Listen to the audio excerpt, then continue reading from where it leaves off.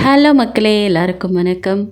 ஒரு சூப்பரான கெண்டை மீன் குழம்பு, நல்ல சுட சுட சாதத்தில் நல்ல குழம்பை ஊற்றி அப்படி பிசைஞ்சு சாப்பிட்டோம் அப்படின்னா சும்மா வேறு லெவலில் இருக்கும். வாங்க அது எப்படி பண்ணுறதுன்னு பார்க்கலாம். அதுக்கு வந்துட்டு நான் ஒரு 100 கிராம் அளவு புளியை வந்துட்டு ஊற வச்சு எடுத்துக்கிறேன். இது வந்துட்டு கருப்பு புளி இருந்ததுன்னா ரொம்பவே நல்லாயிருக்கும். தென் வந்து நல்லெண்ணெய் தேவையான அளவு ஊற்றிட்டு ஒரு அரை ஸ்பூன் வந்து வெந்தயம் தாளிச்சிக்கிறேன். அது கூட ஒரு 200 சின்ன வெங்காயம் கட் பண்ணி போட்டிருக்கேன். ஒரு பச்சை மிளகா, ஒரு 2 கொத்து கருவேப்பிலை, அதுக்கு தேவையான அளவு உப்பு, இது எல்லாத்தையும் சேர்த்து நல்லா வதக்கிக்கோங்க. நீங்கள் வெங்காயம் வந்து எந்த அளவு வதக்குறீங்களோ அந்தளவு வந்து நமக்கு குழம்பு வந்து நல்ல டேஸ்ட்டாக இருக்கும்.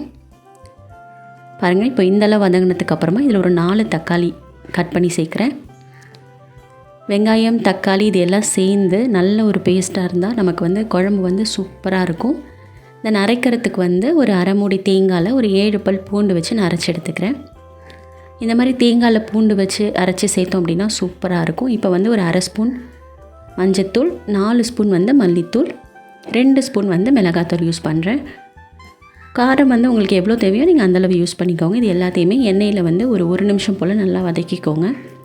ஸோ அதிலேயே பச்சை வாசனை போயிடும். இப்போ நான் வந்து கரைச்சி வச்சுருக்கிற புளியை சேர்த்துட்டு அது கூட தேவையான அளவு தண்ணியும் ஊற்றிட்டு தென் நம்ம அரைச்சி வச்சுருக்கிற தேங்காய் அண்ட் பூண்டு அதையும் வந்து நான் அது கூட சேர்க்க போகிறேன். நாட்டு மீன் எல்லாத்துக்குமே நம்ம தேங்காயில் வந்து கொஞ்சம் பூண்டு வச்சு அரைச்சி நம்ம குழம்பு வச்சு பாருங்கள், சூப்பராக இருக்கும். கடல் மீனுக்கு வந்து இது தேவைப்படாது. இப்போ நல்லா கரைச்சி விட்டுட்டு ஒரு 10 நிமிஷம் வந்து மூடி போட்டு கொதிக்க விடுங்க. நல்லா கொதித்ததுக்கப்புறமா நீங்கள் வந்து ஓப்பன் பண்ணிவிட்டு நல்லா குழம்பை வந்து சுண்ட வச்சு எடுக்க வேண்டியதான். இந்த ஸ்டேஜில் வந்து நீங்கள் புளி, உப்பு, உரப்பு எல்லாமே டெஸ்ட் பண்ணிக்கோங்க. தேவைப்பட்டுச்சுன்னா சேர்த்துக்கோங்க. இப்போ பாருங்கள், குழம்பு நல்லாவே கொதிக்க ஆரம்பிச்சிருச்சு. நான் இதுக்கப்புறம் மூட போகிறதில்ல. மீன் குழம்பு வந்து நல்லா கொதித்து நல்லா சொன்னால் தான் செம்ம டேஸ்ட்டாக இருக்கும். பாருங்கள், இப்போ வந்து குழம்பு நல்லா திக்காயிடுச்சு. இந்த ஸ்டேஜில் வந்து நான் மீனை சேர்த்துக்க போகிறேன். கெண்டை மீனில் வந்து தலையெல்லாம் வந்து வேஸ்ட் பண்ணாதீங்க, சூப்பராக இருக்கும். ஃபஸ்ட்டு நான் தலையெல்லாம் உள்ளே சேர்த்துட்டு அதுக்கப்புறம் ஒன்று ஒன்றா வந்து குழம்புல சேர்த்துக்கிறேன். ஒரே இடத்துல போடாதீங்க, கொஞ்சம் அப்படி பரவலாக போட்டு விடுங்க.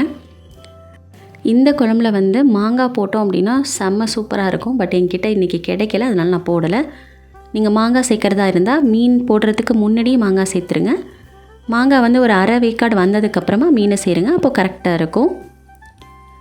மீன் குழம்பு அப்படின்னா முட்டை வந்து பாயில் பண்ணிவிட்டு லைட்டாக வந்து முட்டையை வந்து லைட்டாக கீறி விட்டு குழம்புல போட்டு சாப்பிட்டோம் அப்படின்னா சூப்பராக இருக்கும். மீன் வந்து 2 நிமிஷத்தில் வெந்துடும். அவ்வளோதான், நம்மளோட குழம்பு ரெடி ஆகிடுச்சு. கருவேப்பிலை தூவி நம்ம ஆஃப் பண்ண வேண்டியதான். வீடியோ பிடிச்சிருந்துன்னா சேனலை சப்ஸ்கிரைப் பண்ணி சப்போர்ட் பண்ணுங்கள். இந்த சண்டே வந்து இந்த மாதிரி ஒரு மீன் குழம்பு வச்சு பாருங்கள், ரொம்பவே நல்லாயிருக்கும். தேங்க்யூ.